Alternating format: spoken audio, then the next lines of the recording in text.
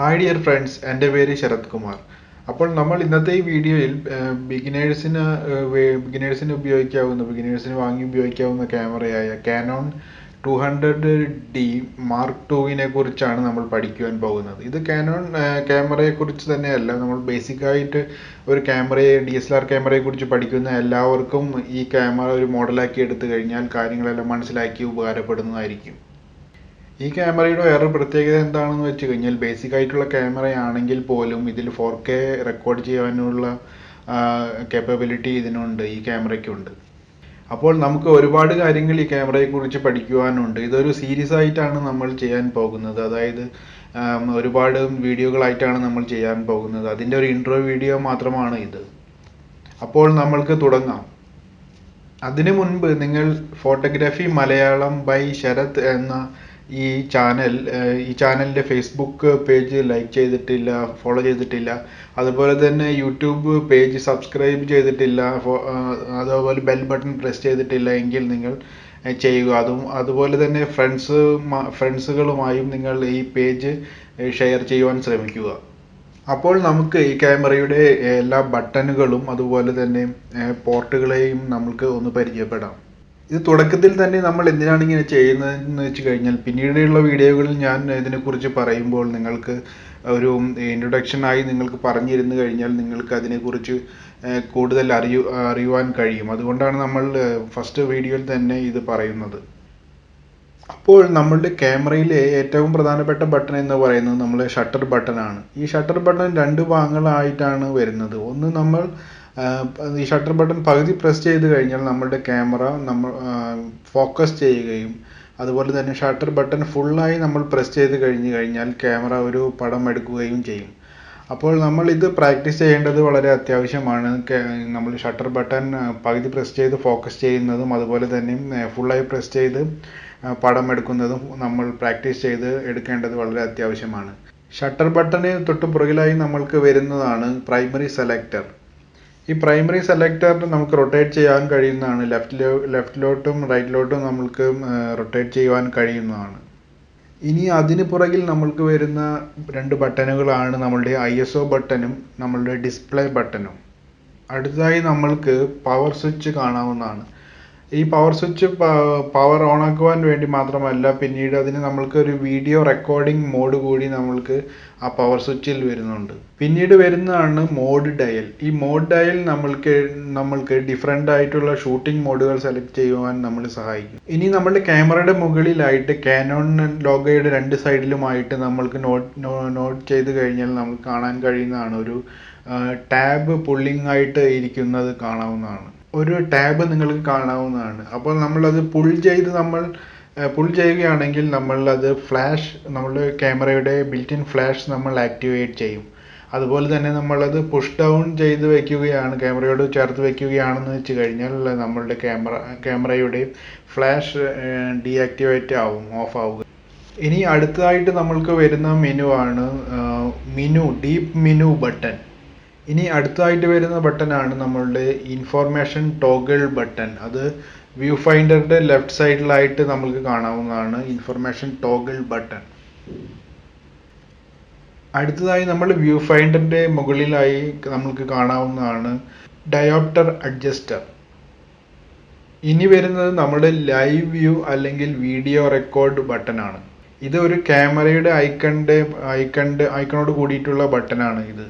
അതിൻ്റെ നമുക്ക് സൈഡിൽ തന്നെ ഒരു റെഡ് ഡോട്ട് കൂടി നമുക്ക് കാണുവാൻ കഴിയുന്നതാണ്, സ്റ്റിൽ ഷൂട്ടിംഗ് മോഡിന് വേണ്ടി.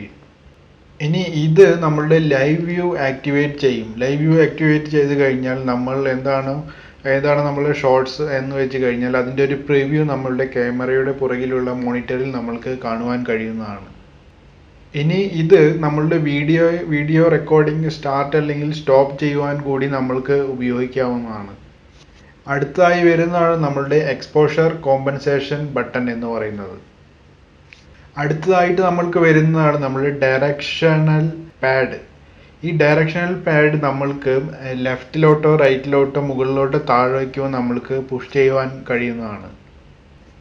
ഇത് നമ്മളെ മെനുവിൽ നാവിഗേറ്റ് ചെയ്യുവാൻ സഹായിക്കുന്നു. അതുപോലെ നമ്മൾ നമ്മളുടെ സെലക്ഷൻ ഓപ്ഷൻ സെറ്റ് ചെയ്യുവാൻ നമ്മൾക്ക് അതിന് മിഡിലായി നമ്മൾക്ക് കാണാവുന്നതാണ് ഒരു ബട്ടൺ. ഈ സെറ്റ് അല്ലെങ്കിൽ ക്വിക്ക് മെനു ബട്ടൺ അടുത്തതായി നമ്മൾ കാണാവുന്നതാണ്. ഇത് നമ്മളുടെ കീബോർഡിലെ ഒരു എൻ്റർ ബട്ടൺ പോലെ നമ്മളുടെ മെനുവിലേക്ക് എൻ്റർ ചെയ്ത് സെറ്റ് ചെയ്യുവാൻ നമ്മളെ സഹായിക്കുന്നു. ഇനി നമ്മളുടെ ഈ സെറ്റ് ബട്ടൺ വേറൊരു ഫംഗ്ഷനും കൂടി ഉണ്ട്. അത് ക്യൂ ബട്ടൺ പോലെ പ്രവർത്തിക്കുന്നു. അതായത് നമ്മളുടെ ക്വിക്ക് മെനു ആക്സസ് ചെയ്യുവാൻ ഡിഫറെൻ്റ് ആയിട്ട് വരുന്ന ഷൂട്ടിംഗ് മോഡുകളിൽ നിന്ന് ക്വിക്ക് മെനു ആക്സസ് ചെയ്യുവാൻ നമ്മൾക്ക് ഈ ബട്ടൺ ഉപയോഗിക്കാവുന്നതാണ്. ഇനി നമ്മൾക്ക് അടുത്തായിട്ട് വരുന്ന ബട്ടനാണ് നമ്മളുടെ പ്ലേബാക്ക് ബട്ടൺ. അതിന് അടുത്തായി നമ്മൾക്ക് വരുന്ന ബട്ടനാണ് നമ്മളുടെ ഗാർബേജ് ബട്ടൺ. അത് നമ്മൾക്ക് പടങ്ങൾ ഡിലീറ്റ് ചെയ്യുവാൻ വേണ്ടി നമുക്ക് ഉപയോഗിക്കാം, അല്ലെങ്കിൽ ഇതിനെ നമ്മൾ ഡിലീറ്റ് ബട്ടൺ എന്ന് കൂടി നമ്മൾ പറയുന്നുണ്ട്. അടുത്തായി നമ്മൾക്ക് വരുന്നതാണ് നമ്മളുടെ ഫോക്കസ് ക്ലസ്റ്റർ സെലക്ടർ. അതിനടുത്തായി നമ്മൾക്ക് വരുന്നതാണ് ഓട്ടോ എക്സ്പോ ലോക്ക് അല്ലെങ്കിൽ ഫ്ലാഷ് എക്സ്പോ ലോക്ക്. അത് നമ്മളുടെ ഓട്ടോ എക്സ്പോഷർ ലോക്ക് ചെയ്യുവാനും അതുപോലെ തന്നെ നമ്മളുടെ ഫ്ലാഷ് എക്സ്പോഷർ ലോക്ക് ചെയ്യുവാനും നമ്മളെ സഹായിക്കുന്നു. അടുത്തതായിട്ട് വരുന്ന ഒരു ബട്ടനാണ് നമ്മുടെ ലെൻസ് റിലീസ് ബട്ടൺ. ഈ ലെൻസ് റിലീസ് ബട്ടൺ ഉപയോഗിച്ചിട്ടാണ് നമ്മൾ ഒരു ക്യാമറയിൽ നിന്ന് ലെൻസ് ഊരുന്ന സമയത്ത് നമ്മൾ ഈ ലെൻസ് റിലീസ് ബട്ടൺ പ്രസ് ചെയ്ത് പിടിച്ചിട്ടാണ് നമ്മൾ ലെൻസ് ഊരുക ക്യാമറയിൽ നിന്നും. ഇനി ഒട്ടുമിക്ക എല്ലാ ലെൻസുകൾക്കും വരുന്ന വേറൊരു ബട്ടനാണ് വരുന്നത് ഓട്ടോ ഫോക്കസ് അല്ലെങ്കിൽ മാനുവൽ ഫോക്കസ് സെലക്ട് ചെയ്യാവുന്ന ഒരു ബട്ടൺ ഉണ്ടായിരിക്കും. ഇനി നമ്മളുടെ ലെൻസ് ഇമേജ് സ്റ്റെബിലൈസേഷൻ സപ്പോർട്ട് ചെയ്യുന്നതാണെങ്കിൽ ആ ഇമേജ് സ്റ്റെബിലൈസേഷൻ ഓൺ ചെയ്യുവാനും ഓഫ് ചെയ്യുവാനും വേണ്ടിയിട്ടുള്ള ഒരു സ്വിച്ച് നമ്മൾക്ക് ഉണ്ടായിരിക്കും. ഇനി നമ്മളുടെ ക്യാമറയുടെ പുറകിലായിട്ടാണ് നമ്മളുടെ ബാറ്ററി അതുപോലെ തന്നെ SD കാർഡ് ഇടുന്ന സ്ലോട്ടുകൾ ഉള്ളത്. അപ്പോൾ നിങ്ങൾക്ക് കാണുവാൻ കഴിയുന്നതാണ് നമ്മളുടെ ബാറ്ററി പോർട്ടും അതുപോലെ തന്നെ നമ്മളുടെ SD കാർഡ് സ്ലോട്ടും നിങ്ങൾക്ക് കാണുവാൻ കഴിയുന്നതാണ്. ഇനി നമ്മുടെ ക്യാമറയുടെ മുകളിൽ നമുക്ക് ഈ സിൽവർ കളറിൽ കാണുന്നതാണ് നമ്മളുടെ ഹോട്ട് ഷോ മൗണ്ട്. ഇത് നമ്മളുടെ ഫ്ലാഷ് ലൈറ്റുകളും സ്പീഡ് ലൈറ്റുകളും നമ്മുടെ ക്യാമറയുമായി കണക്ട് ചെയ്യുവാൻ നമ്മളെ സഹായിക്കുന്നു. ഇനി നമ്മളുടെ Canon 200D Mark IIൻ്റെയും ഈ മൗണ്ടിൽ ഒരു പ്രത്യേകതയുണ്ട്. നമ്മൾക്ക് നോക്കുകയാണെങ്കിൽ അതിൻ്റെ സെൻറ്റർ പിൻ മിസ്സിംഗ് ആണെന്ന് നമ്മൾക്ക് കാണുവാൻ കഴിയും. അതിൻ്റെ പുറകിലെ കാരണം എന്താണെന്ന് വെച്ച് കഴിഞ്ഞാൽ ഈ പർട്ടിക്കുലർ ക്യാമറ മോഡലിൽ നമ്മൾക്ക് കാനോണിൻ്റെ ഫ്ലാഷുകളും അല്ലെങ്കിൽ കാനോണിൻ്റെ ഫ്ലാഷ് ആക്സസറീസും മാത്രമേ നമ്മൾക്ക് ഉപയോഗിക്കുവാൻ കഴിയുള്ളൂ. മറ്റ് തേർഡ് പാർട്ടി ആക്സസറീസ് നമ്മൾക്ക് ഉപയോഗിക്കുവാൻ കഴിയുകയില്ല. ഇനി നമ്മളുടെ ക്യാമറയുടെ ലെഫ്റ്റ് സൈഡിലായി നമ്മൾക്കുള്ളതാണ് നമ്മുടെ റിമോട്ട് ടെർമിനലും അതുപോലെ തന്നെ മൈക്രോഫോൺ കണക്ട് ചെയ്യാനുള്ള ഒരു പോർട്ടും. ഇനി നമ്മളുടെ ക്യാമറയുടെ റൈറ്റ് സൈഡിൽ നമ്മൾക്ക് ഒരു HDMI പോർട്ടും അതുപോലെ തന്നെ ഒരു USB പോർട്ടും കാണാവുന്നതാണ്. അപ്പോൾ ഇതാണ് നമ്മളുടെ ഈ ക്യാമറയുടെ പുറത്തുള്ള എക്സ്റ്റേണൽ ബട്ടൺസിൻ്റെയും അതുപോലെ പോർട്സിൻ്റെയും ഒരു ഓവർവ്യൂ എന്ന് പറയുന്നത്. ഇനി നമ്മൾക്ക് ക്യാമറ എങ്ങനെയാണ് ഓപ്പറേറ്റ് ചെയ്യുക എന്നുള്ളതിനെ കുറിച്ച് അടുത്ത വീഡിയോയിൽ നോക്കാവുന്നതാണ്. അപ്പോൾ നിങ്ങൾ ഈ ചാനൽ സബ്സ്ക്രൈബ് ചെയ്തിട്ടില്ല എങ്കിൽ അല്ലെങ്കിൽ ലൈക്ക് ചെയ്തിട്ടില്ല എങ്കിൽ ചെയ്യുക. അതുപോലെ തന്നെ ഫ്രണ്ട്സുമായി ഷെയർ ചെയ്യുക. അപ്പോൾ ബൈ ഫ്രം ശരത്.